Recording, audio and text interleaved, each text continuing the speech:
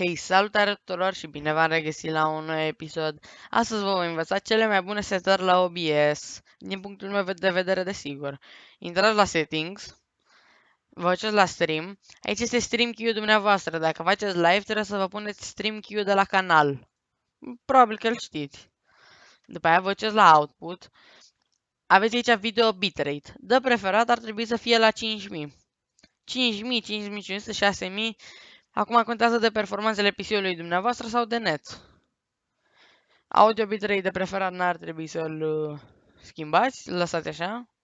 Acum dacă vă pricepeți poate să-l schimbați. După aia vă duceți la video. Trebuie să aveți 1920 pe 1080, adică Full HD. Și la Base Resolution și la Output Resolution. După aia vă duceți la Common FPS Value.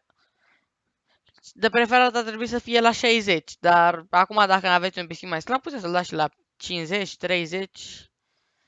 După aia vă duceți la hotkey-uri, aici vă puneți shortcut-urile dumneavoastră, de exemplu pentru start recording sau start streaming sau stop streaming. Și cam atât, adică n-ați avea nevoie de mai mult. Și cam acesta a fost video, ne revedem la video următor, nu uitați să dați un like, un subscribe și ce mai vreți voi.